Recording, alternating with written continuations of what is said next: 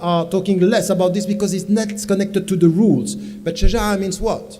Speak out. The way you are going to deal with your intellect and the way you are going to deal with your principles is by a way of resisting. In fact, to be ethical is to be resisting to something which is not. The world is going in a way that you get it from the Quran. Wal asr. Innal insan. What does it mean? The people are going towards disappearing in corruption. And then, إِلَّا الَّذِينَ آمَنُوا, except those who are believing. And meaning, they rely on principle.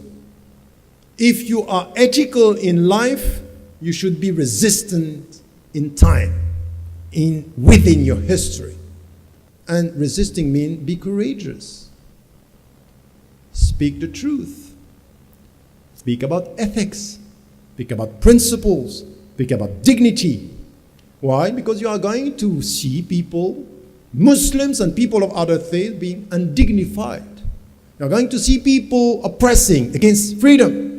You're going to see people not respecting justice. So you have to resist. By definition, if you are ethical, it's not to sit down in a room and say, wow, good talk about ethics. It's to be active in life by resisting and being courageous. Isn't it? You get my point? And you forget about this dimension that it's connected in all the great philosophical book and ulama, al-ummah, throughout history. Because in fact, there is a sense that if you are serving humanity on ethical terms, you need to know the meaning of sacrifice. Give something from yourself. And this comes to our discussion here, even about the principle. And there is another thing which is important. My dignity is also, as I said, through my knowledge. Having said that, what it comes to other things that we need to stress is something that it should be everywhere. It's education. Why? Because our dignity, our freedom, our responsibility, our accountability, our courage should come out of education. No education, no ethics. In fact, no education, no humanity. There is no humanity without education. A human being, by definition, is an educated person. It's an educated mind. It's an educated heart. It's an educated citizen. And as I said, education, honesty, it's important. Something that we get from our Islamic tradition. And now I'm just coming with the principles and the virtues that are coming from the sources, the virtues, and the goals, and the good behavior. If you understand, if you follow the structure of my talk to come now to the point of professional. So serving and solidarity is essential. It's so essential in our tradition, and it's essential in humanity. In humanity, وحدة الإنسانية, that is there. We have this with in Nawawi when he was talking about one hadith saying لا يؤمن أحدكم حتى يحب لأخيه ما يحبه لنفسه, was talking about human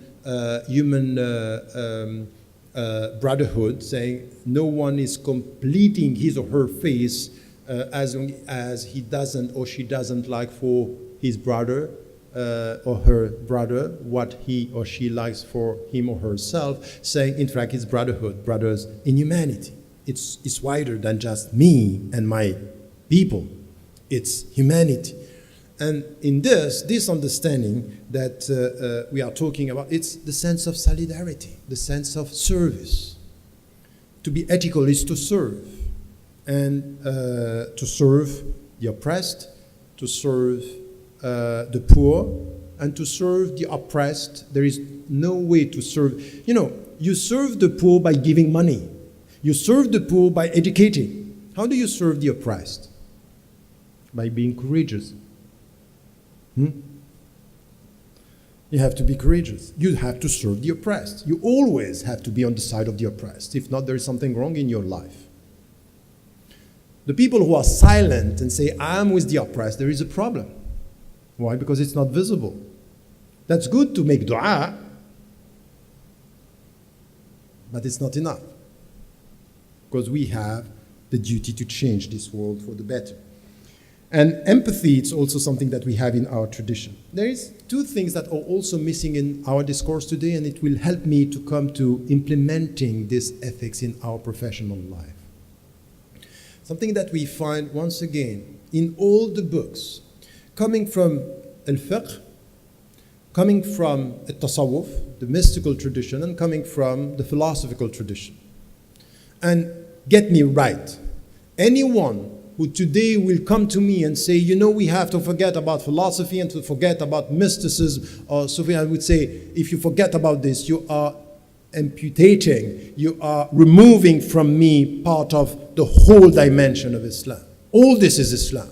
Don't reduce your tradition to law. Don't reduce, you are reducing, and by reducing, you are betraying. It's everything. As long as the principles are right, the goals are known, and the values are, and the rules and al-ahkam and al-dawabit are respected. Everything is part of my tradition. It's a rich intellectual tradition. And they were talking about two things that were important here, two concepts. One was as-sa'ada, happiness. And happiness, it's an essential dimension. The way we would translate this in our daily life, happiness is what? It's not the song, be happy. No, happiness is well-being, to feel good, to feel at peace. And when we have in the Quran, وَلَا تَنْسَ نَصِيبَكَ مِنَ الدُّنْيَا, don't forget your share in this life. It means it's not because you are a believer that you should feel bad. It's not because you are a believer that you should feel guilty. To feel good is good. And this dimension means what? Am I going to feel only good when I am right with my principles? No. I'm right with my principle is the first step to be at peace with my mind. But to be good with my culture is to feel good with my feelings. And to feel good with culture is to feel good with my emotions. Emotions, feelings, and minds. Minds, rules. Emotions, culture. And or feeling cultures or emotions could be imagination, arts, aesthetic, beauty. Allahu Jamil yuhibbul Jamal means that there is ethics of feeling good. You have the right. No, you have the duty to feel good. It's not a right, it's a duty. Change your, and this is the duty that you have towards your kids at home is for them to feel good. It's a duty. It's their right and your duty. So this is the ethical dimension. And when it comes to business, when it comes to company, how are the CEO? How are the people who are the leaders thinking about the feeling good and the well-being of their employees? That's essential. Feeling good. That's my right. I have the right to feel good. And this is our answer.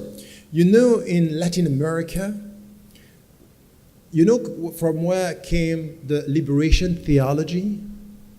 Liberation theology, I was very close and I'm still close. I really think that Islam is a liberation theology. If you come to the book that I had to talk about last time, which is Radical Reform, the subtitle is Ethics and Liberation. Because our theology, our Islam is all about liberate yourself. It's true with law, it's true with Sufism, it's true with philosophy, it's true with society and justice. Liberation. Liberate yourself from yourself. Liberate yourself from oppression. Liberate this world from what is bad. It's a liberation process. But the Latin American priests, they was responding to one slogan that was coming from the Christian official authority in Rome, which was, if you are poor in this world, don't worry. You are going to be rich in the other world. The last today will be the first there. So don't worry. It was accepting your condition. And they say that's not right. Liberation theology is we have to work for justice now. Here. This is the way.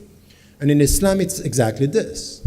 It's exactly this. You have to work for justice now to get your freedom and to get your dignity and to feel good with this life.